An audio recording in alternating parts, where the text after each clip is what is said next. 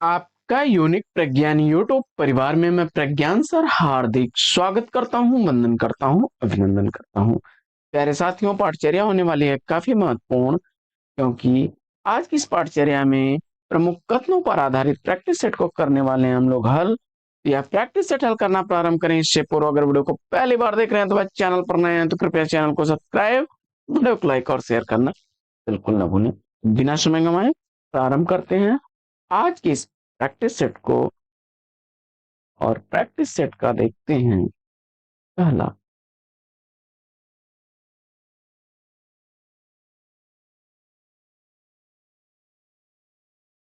साथियों, जिन लोगों ने भी वस्तुनिष्ठ हिंदी हिंदी साहित्य के प्रमुख कथन पुस्तक को बुक किया था, कृपया वे लोग वेट करें और जल्द ही आप तक पुस्तक पहुंच जाएगी। आप सभी के ऑर्डर डिस्पैच कर दिए गए हैं और इसके लिए कम से कम 7 से 10 दिन तक का आप वेट करिए। 10 दिनों के अंदर में ही आप तक पुस्तक डिलीवर्ड हो जाएगी।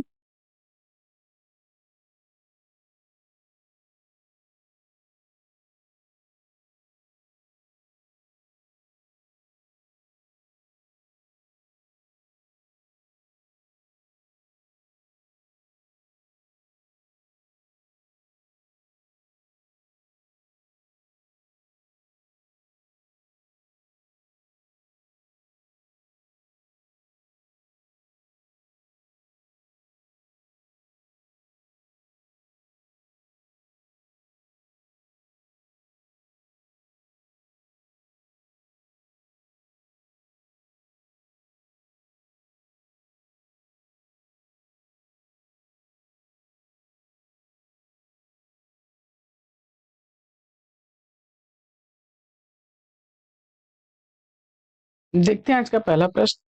कबीर वचनावली की सबसे प्राचीन प्रति संवत 1561 में लिखी गई, यह कथन किसका है?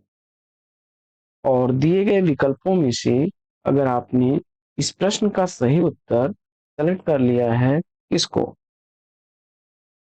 आचार्य रामचंद्र शुक्ल जी को। बिल्कुल सही जवाब आचार्य रामचंद्र शुक्ल विकल्प ए इस प्रश्न का राइट आंसर है। आइए बढ़ते हैं आगे और देखते हैं अगला प्रश्न। प्रश्न संख्या 42। 42वां प्रश्न है कि अंतःकरण वृत्तियों के चित्र का नाम कविता है। काफी बार रिपीटेड प्रश्न है और इस प्रश्न का सही उत्तर अगर आपने चयनित कर लिया है आचार्य महावीर प्रसाद द्विवेदी जी को, तो विकल्प डी के साथ आप बिल्कुल सही जवाब पर हैं। मिलते हैं आगे और देखते हैं अगला प्रश्न। प्रश्न संख्या 43। धर्म की रसात्मक अनुभूति का नाम भक्ति है, यह कथन किसका है? प्रश्न संख्या 43। धर्म की रसात्मक अनुभूति का नाम भक्ति है, यह कथन किसका है? और इस प्रश्न का जवाब आचार्य रामचंद्र शुक्ल सी विकल्प बिल्कुल सही है। साथियों, अगर आप हिंदी साहित्य के प्रमुख कथन पुस्तक को मंगाना चाहते हैं तो इसके लिए आप जो है हमें व्हाट्सएप नंबर पर, अगर इसकी पीडीएफ कॉपी लेना चाहते हैं तो पीडीएफ के लिए पीडीएफ 99 टाइप करें, और अगर इसकी प्रिंटेड कॉपी लेना चाहते हैं तो इसके लिए हिंदी HINDI 2024 टाइप करके आप 9415 940501 पर व्हाट्सएप करें। केवल इस नंबर पर कृपया व्हाट्सएप ही किया करें।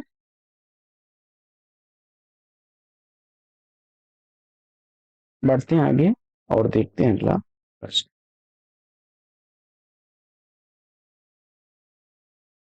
प्रश्न संख्या 44।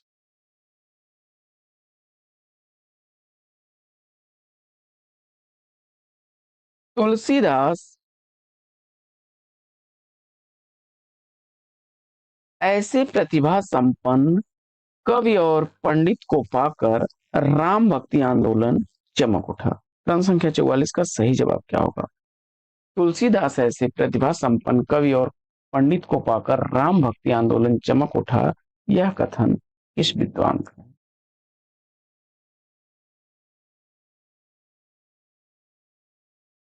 और प्रश्न संख्या 44 का सही जवाब, मुझे उम्मीद है कि आपने इसको चुना है,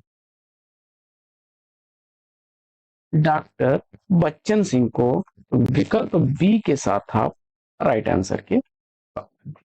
आइए बढ़ते हैं आगे और देखते हैं अगला प्रश्न।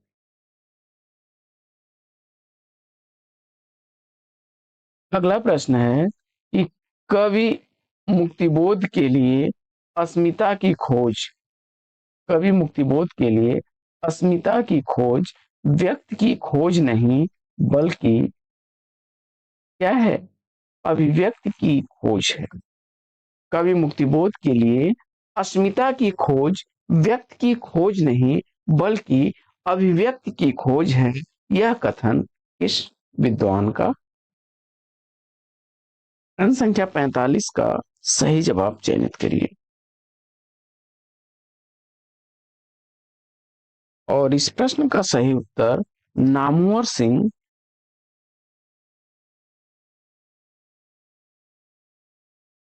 विकल्प ए को चुन करके आपने राइट आंसर दिया है। आगे बढ़ते हैं और देखते हैं अगला प्रश्न। प्रश्न संख्या 46। प्रश्न संख्या 46 है कि कामायनी की धुरी जिस श्रद्धा पर आधारित है वह बदलते हुए युग की देन है।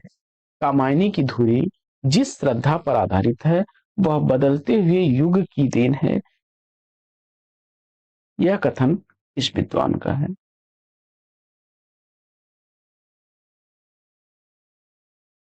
और इस प्रश्न का सही उत्तर आपने विकल्प ए बच्चन सिंह को चुना है, तो बिल्कुल सही जवाब के साथ हैं।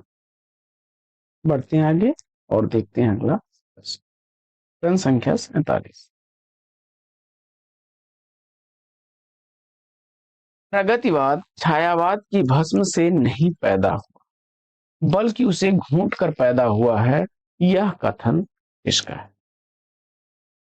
प्रगतिवाद छायावाद की भस्म से नहीं पैदा हुआ बल्कि उसे घूंट कर पैदा हुआ है, यह कथन किसका है?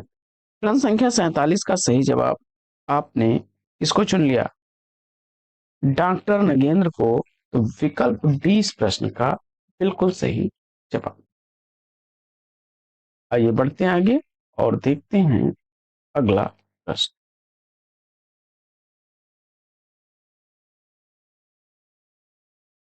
प्रश्न संख्या 48 है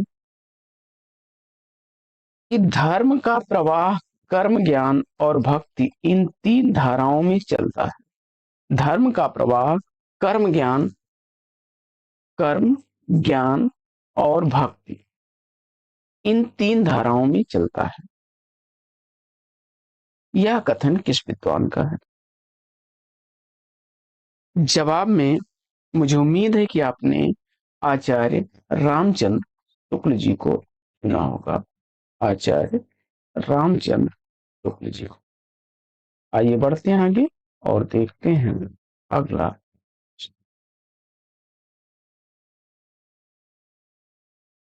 अगला प्रश्न है कि पुनर्जागरण के सूर्यास्त होने पर महादेवी यों दीप शिखा की भांति प्रज्वलित रही।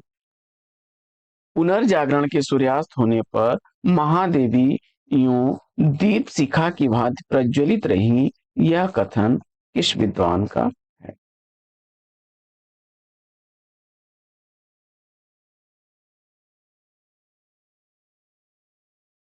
और मुझे उम्मीद है कि इस प्रश्न का जवाब आपने राम स्वरूप चतुर्वेदी जी को दिया होगा। विकल्प सी बिल्कुल सही उत्तर। आगे बढ़ते हैं और देखते हैं प्रश्न संख्या 50।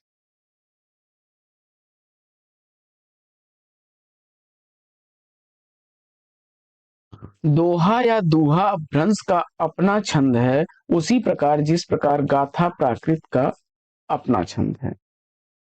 प्रश्न संख्या 50 का सही जवाब चयनित करिए।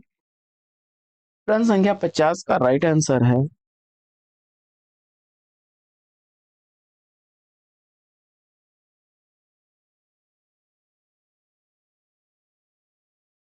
क्या होगा?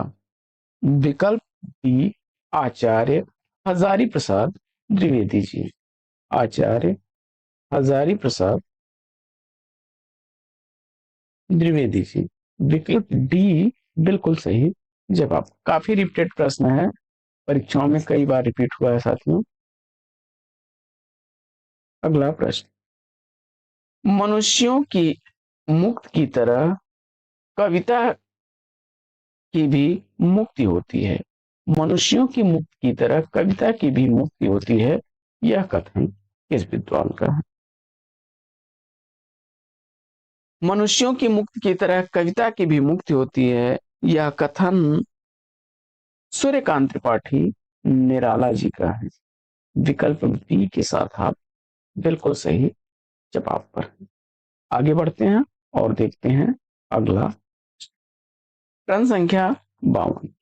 भाषा के लक्षक और व्यंजक बल की सीमा, भाषा के लक्षक और व्यंजक बल की सीमा कहां तक है, इसकी पूरी परख इन्हीं को थी। घनानंद के संदर्भ में यह कथन इस विद्वान का। भाषा के लक्षक और व्यंजक बल की सीमा कहां तक है, इसकी पूरी परख इन्हीं को थी, यह कथन किस विद्वान का है? प्रश्न संख्या 52 का सही उत्तर आपने विकल्प सी आचार्य रामचंद्र शुक्ल जी को चुन लिया है, तो बिल्कुल सही जवाब पर है। आइए बढ़ते हैं आगे और देखते हैं अगला प्रश्न संख्या 53। रीतकालीन कवि सचेत रूप से कविता लिख रहे थे जो उनके जीविकोपार्जन से जुड़ी हुई थी, यह कथन किस विद्वान का है? रीतकालीन कवि सचेत रूप से कविता लिख रहे थे जो उनके जीविकोपार्जन से जुड़ी हुई थी, यह कथन किस विद्वान का है? प्रश्न संख्या 53 का सही उत्तर आपने सेलेक्ट कर लिया है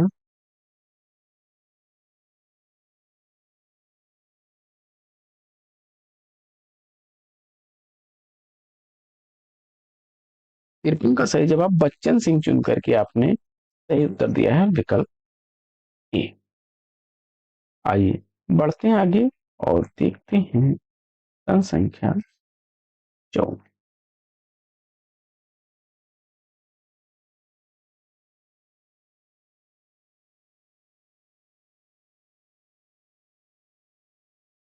शुक्ल जी के विरोध में मत व्यक्त करते समय उन्हें कई बार पढ़ लेना चाहिए। शुक्ल जी के विरोध में मत व्यक्त करते समय उन्हें कई बार पढ़ लेना चाहिए, यह कथन किस विद्वान का? प्रश्न संख्या 54 का सही जवाब डॉक्टर बच्चन सिंह।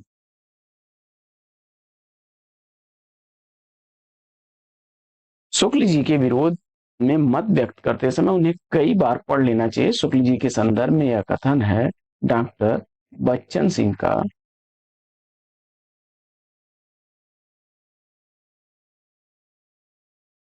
विकल्प डी इस प्रश्न का बिल्कुल सही जवाब। आगे बढ़ते हैं और देखते हैं अगला प्रश्न।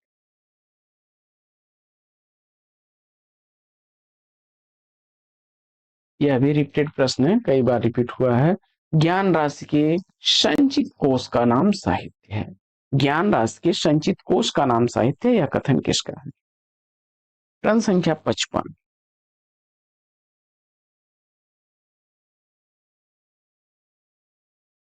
और इस प्रश्न का जवाब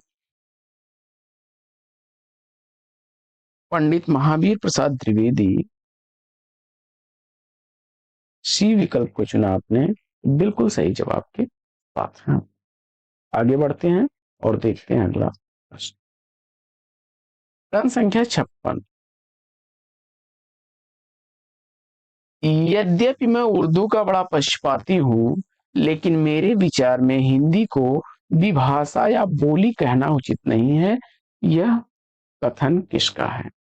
यद्यपि मैं उर्दू का बड़ा पक्षपाती हूं, लेकिन मेरे विचार में हिंदी को विभाषा या बोली कहना उचित नहीं है। यह कथन किसका है? प्रश्न संख्या 56 का सही जवाब क्या होगा?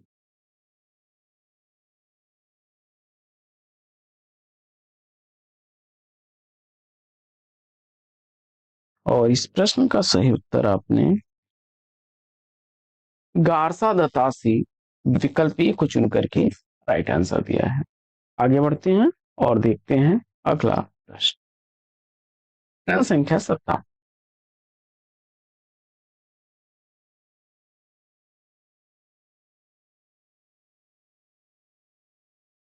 विक्रम की 7वीं शताब्दी से 11वीं शताब्दी तक अपभ्रंश की प्रधानता रही है और फिर वही पुरानी हिंदी में परिणत हो गई है। प्रश्न संख्या 57 का सही जवाब क्या होगा? और इस प्रश्न का सही जवाब चंद शर्मा गुलेरी विकल्प ए राइट आंसर है। आगे बढ़ते हैं और देखते हैं अगला।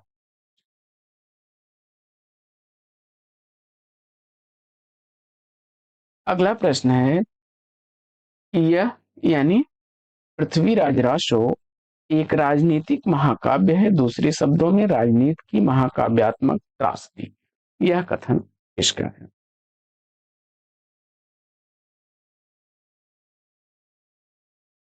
और इस प्रश्न का जवाब डॉक्टर बच्चन सिंह विकल्प डी राइट आंसर है।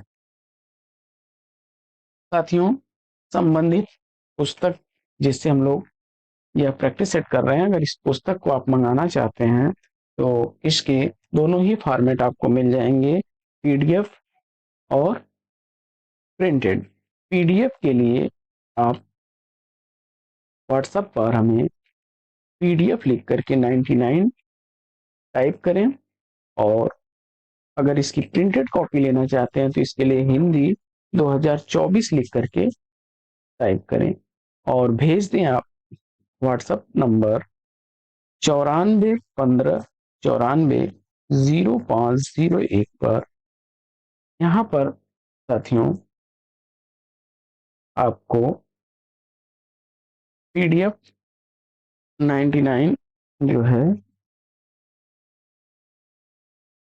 इसके लिए आपको पीडीएफ के लिए एक शुल्क देना होगा 99 रुपए का, और हिंदी 2024 जो प्रिंटेड बुक है इसके लिए 259 रुपए का। और दोनों ही मूल्य आपकी सहयोग धनराशि के रूप में होंगे, जो यूनिक प्रज्ञान परिवार को ग्रोथ करने में मदद करेगा। तो साथियों, बढ़ते हैं आगे और देखते हैं अगला प्रश्न।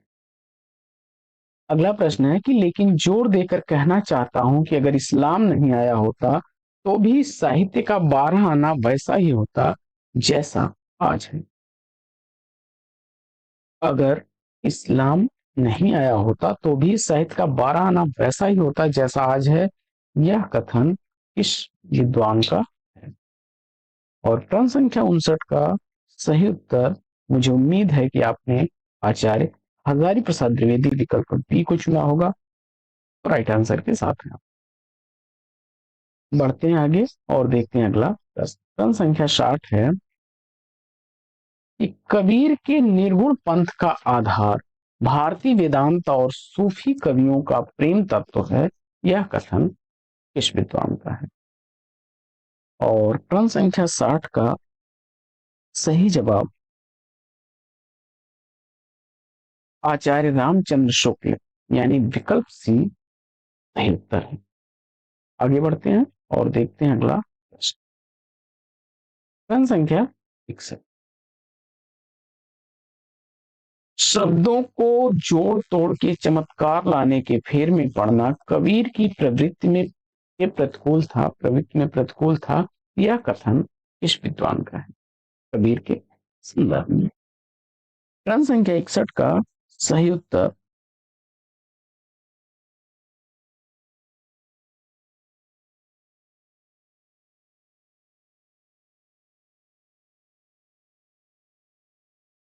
डॉक्टर श्याम सुंदर दास अगर आपने दिया है तो विकल्प ये बिल्कुल सही जवाब है। कथन है आपके स्क्रीन पर। यह कथन आपको बताना है किसका है। घनानंद को शुक्ल जी रीत काल के सर्वोत्कृष्ट कवियों में मानते हैं, फिर भी जो उन्हें अन्य कवियों की बिरादरी में क्यों बैठाए हैं, यहाँ पर उनकी इतिहास दृष्टि में खोट दिखाई पड़ती है इस विद्वान का। जवाब में आपने किसको चुन लिया? डॉक्टर बच्चन सिंह को अगर उत्तर में चुना है आपने तो बिल्कुल सही जवाब के साथ है। आइए बढ़ते हैं आगे और देखते हैं अगला तीसरा कथन आपकी स्क्रीन पर। साथियों, जिस पाठ्य पुस्तक से इन कथनों को हम लोग कर रहे हैं, अगर आप उस पुस्तक को बाई करना चाहते हैं, इसके लिए आप हमें व्हाट्सएप कर सकते हैं मोबाइल नंबर 9415 94 0501 पर। इस नंबर पर अगर आपको पीडीएफ प्राप्त करना है, पीडीएफ के लिए आप टाइप करेंगे पीडीएफ 99 और भेज देंगे 9415 94 0501 पर। इसके लिए आपसे एक सहयोग धनराशि 99 रुपए की अपेक्षित है। वहीं अगर इसका प्रिंटेड नोट्स लेना चाहते हैं तो पुस्तक का प्रिंटेड नोट्स लेने के लिए आप टाइप करेंगे हिंदी HINDI 2024 और इसको 9415 94 0501 व्हाट्सएप नंबर पर सेंड कर देंगे। इसके लिए आपसे एक सहयोग धनराशि 259 रुपए की ली जाएगी। तो साथियों, अगर आप इच्छुक हैं तो वीडियो के डिस्क्रिप्शन से लिंक का प्रयोग करें अथवा आप दिए गए नंबर पर व्हाट्सएप करके पीडीएफ अथवा प्रिंटेड नोट ले सकते हैं। अन्यथा आप अपनी पाठचर्या से कंटिन्यू जुड़े रहिए और पाठचर्या में देखिए आज का तीसरा कथन। तीसरा कथन क्या है? गोदान महाकाव्यात्मक उपन्यास है। साथियों, पुस्तक से आपको एक बस सहारा मिल जाएगा कि कम समय में आप अधिक तथ्यों को फास्ट रिवाइज कर सकेंगे। इस उद्देश्य से में आपको जो है सफलता मिलेगी, समय और श्रम बचेगा। अन्यथा आप पुस्तकों से नोट्स तैयार कर सकते हैं अथवा नियमित होने वाली पाठचर्या से भी कंटेंट्स को आप नोट करके रिवाइज कर सकते हैं। यहाँ पर आपके समय और श्रम को बचाने के उद्देश्य से यह नोट्स आपको प्रोवाइड कराए जा रहे हैं। तो आप इच्छुक हैं व्हाट्सएप कर सकते हैं।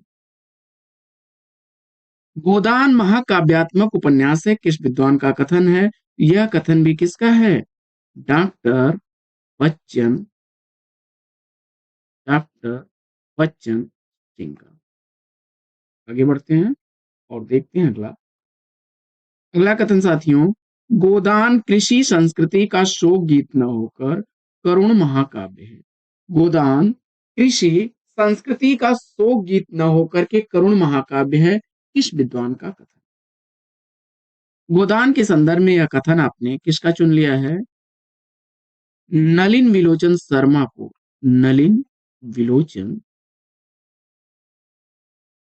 शर्मा को बिल्कुल सही जवाब के साथ है। बढ़ते हैं आगे और देखते हैं अगला अगला कथन। गोदान की मूल समस्या ऋण समस्या है। गोदान की मूल समस्या ऋण समस्या है। यह कथन इस विद्वान का।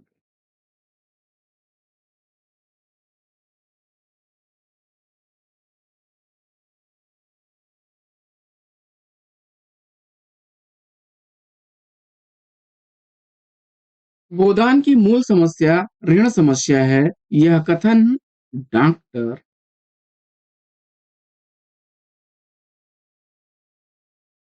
रामविलास शर्मा जी डॉक्टर रामविलास शर्मा जी का यह कथन है।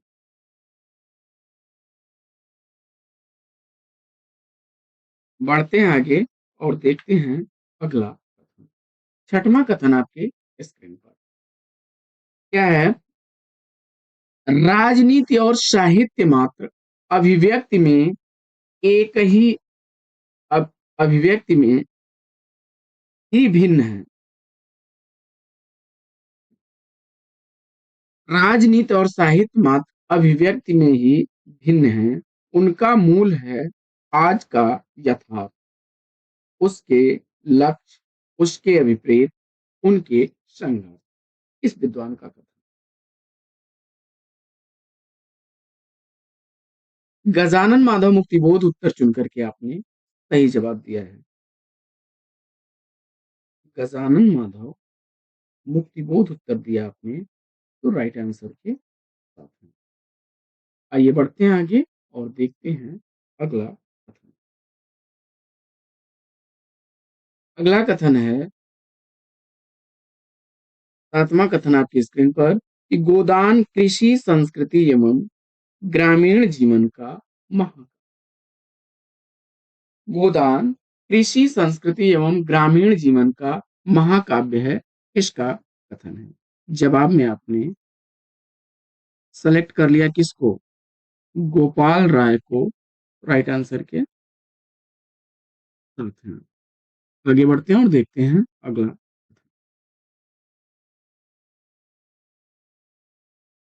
आठवां कथन आपकी स्क्रीन पर, छायावाद और ग्रामीण बोलियों के नए गीत एक ही रस परिवार के हैं, सहोदर हैं। इस गीतों से प्रगतिवाद और प्रयोगवाद फीका लगने लगता है। दोनों बासी हो गए हैं, ताजगी की दृष्टि से नए गीत ही कविता है। इसका कथन।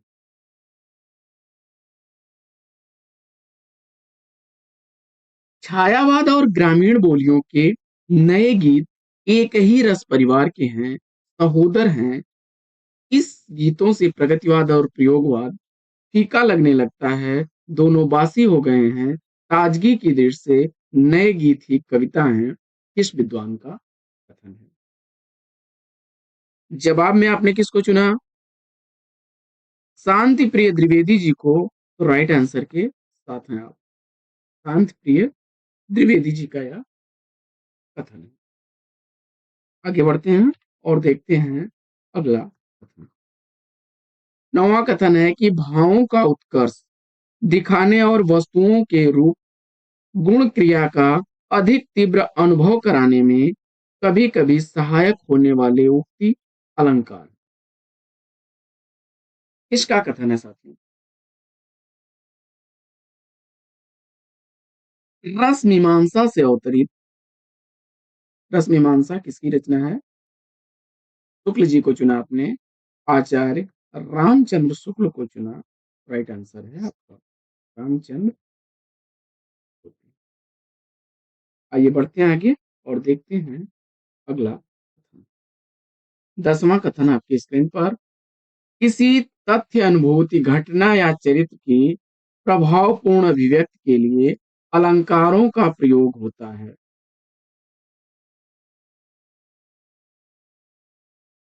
किसी तथ्य, अनुभूति, घटना या चरित्र की प्रभावपूर्ण अभिव्यक्ति के लिए अलंकारों का प्रयोग होता है, किस विद्वान का कथन है? जवाब में आपने किसको चुना? डॉक्टर भगीरथ मिश्र जी को चुन लिया। बिल्कुल सही जवाब है। ये बढ़ते हैं आगे और देखते हैं अगला कथन। अगला कथन है कि रीति काल वस्तु शैली छंद रूप विधान में भक्ति काल से भिन्न भूमिका पर खड़ा है। यह अपने आप में स्वतंत्र काल है। इसे उत्तर मध्य काल कहना गणतीय भ्रमोत्पादन है। इस विद्वान। सही जवाब आपने किसको चुन लिया? डॉक्टर बच्चन सिंह को चुना। राइट आंसर के साथ में। आइए बढ़ते हैं आगे और देखते हैं अगला। 12वां कथन आपकी स्क्रीन पर, जो लोग हिंदी हिंदुई को लेकर खड़ी बोली कहते हैं वे दिग्भ्रमित हैं, और जो लोग हिंदी का इतिहास 80 वर्षों का मानते हैं वे लोग इतिहास बोध से चूक हैं। इसका कथन है, जवाब हो जाएगा डॉक्टर बच्चन। आगे बढ़ते हैं और देखते हैं अगला कथन। अगला कथन है कि छायावाद मूलतः शक्ति काव्य। छायावाद को मूलतः शक्ति काव्य किसने कहा है? प्रश्नांतर आता है साथियों। जवाब में आपने किसको चुन लिया? राम स्वरूप चतुर्वेदी। राम स्वरूप चतुर्वेदी जी को चुना राइट आंसर के। बढ़ते हैं आगे और देखते हैं अगला। अगला प्रश्न है कि पुरानी लकीर पीटने से काम न चलेगा और न रूढ़िवादी ब्रजभाषा की बूढ़ी गाय से। इसका कथन है। जवाब में आपने बद्री नारायण भट्ट को चुना राइट आंसर है आपका। आगे बढ़ते हैं और देखते हैं अगला कथन कि गद्य पद्य की भाषा खड़ी बोली हो गई, इसका श्रेय द्विवेदी जी को ही है। गद्य पद्य की भाषा खड़ी बोली हो गई, इसका श्रेय द्विवेदी जी को ही है। इस विद्वान का कथन। डॉक्टर बच्चन सिंह उत्तर चुन करके आपने राइट आंसर दिया है, डॉक्टर बच्चन। बढ़ते हैं आगे साथियों और देखते हैं अगला।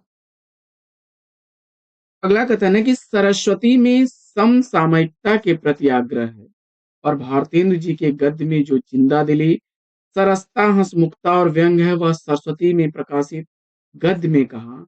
इस विद्वान का कथन। जवाब में आपने क्या चुना? Doctor Bachchan Singh right answer के। आगे बढ़ते हैं और देखते हैं अगला कथन क्या है। ऊधा शतक की टेक्निक और कसावट सतसई से ली गई है। इसके माध्यम से उन्होंने श्रृंगार ही नहीं भक्ति प्रेम और करुणा को भी साकार किया। इसका कथन है। जवाब में आपने किसको चुना? डॉक्टर बच्चन सिंह को चुन लिया राइट आंसर के साथ में। तो ये बढ़ते हैं आगे और देखते हैं अगला। अगला प्रश्न आपके स्क्रीन पर कथन है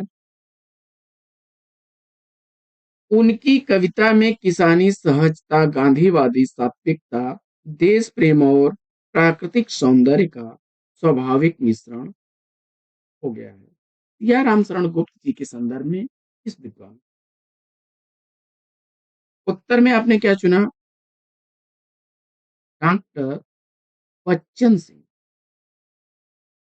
राइट आंसर थे। साथियों जिस पाठ्य पुस्तक से इस पाठचर्या को हम लोग कर रहे हैं अगर उस पाठ्य पुस्तक को आप परचेज करना चाहते हैं तो इसके लिए आप हमें 9415940501 पर व्हाट्सएप कर सकते हैं। प्रिंटेड नोट्स के लिए हिंदी 2024 लिख करके भेजें। वहीं पीडीएफ के लिए पीडीएफ 99 अथवा वीडियो के डिस्क्रिप्शन से लिंक का प्रयोग करें। पीडीएफ 99 के लिए आपको एक सहयोग धनराशि 99 रुपए की, वहीं प्रिंटेड नोट्स के लिए 259 रुपए की सहयोग धनराशि देनी होगी। तो 19वां कथन है श्याम सुंदर दास को व्यापक अर्थ में रामचंद्र शुक्ल और नंद दुलारे वाजपेयी के निर्माण का भी श्रेय है। इसका कथन। जवाब में आपने डॉक्टर बच्चन सिंह को चुना राइट आंसर के साथ में। आगे बढ़ते हैं और देखते हैं अगला कथन। हेमचंद्र के व्याकरण में उद्गृत दोहे के काव्य सौंदर्य के संबंध में उनके जैसे रहस्यवादी आचार्य का चुप रहना अखरता है। संभव है जैन काव्य होने के कारण उन्होंने बौद्ध सिद्धों की रचनाओं की तरह इन्हें पूरा सांप्रदायिक ग्रंथ मान लिया। इस विद्वान का कथन है। जवाब में आपने डॉक्टर बच्चन सिंह चुना राइट आंसर के साथ में। आगे बढ़ते हैं और देखते हैं अगला प्रश्न है कि जहां तक काव्यात्मकता का संबंध है जैन काव्य सिद्धों और योगियों के काव्य से भिन्न हो जाता है। सिद्धों में जहां तहां काव्यात्मकता मिलती है और योगियों में उसका नितांत अभाव है। इस विद्वान का कथन। इस प्रश्न का भी सही जवाब आपने डॉक्टर बच्चन सिंह ही चुना होगा। राइट आंसर है बच्चन सिंह के प्रश्न काफी रिपीट हो रहे हैं साथियों एग्जाम में, तो इन कथनों को रिवाइज करते रहिए। आगे अगला कथन है 22वां, स्वयंभू वैसे ही पंडित थे जैसे तुलसीदास काव्य शास्त्र की परंपरा से अभिज्ञ, इस विद्वान का कथन। और जवाब में आपने किसको चुना? डॉक्टर बच्चन सिंह को राइट आंसर के साथ में। आगे बढ़ते हैं। अगला कथन, वास्तव में पुष्पदंत ने ब्राह्मणी रामकथा की प्रक्रिया में नई रामकथा गढ़ ली, यह प्रक्रिया निश्चय ही अतिरेकवादी है, इस विद्वान का कथन। जवाब में आपने बच्चन सिंह को चुना राइट आंसर के साथ में।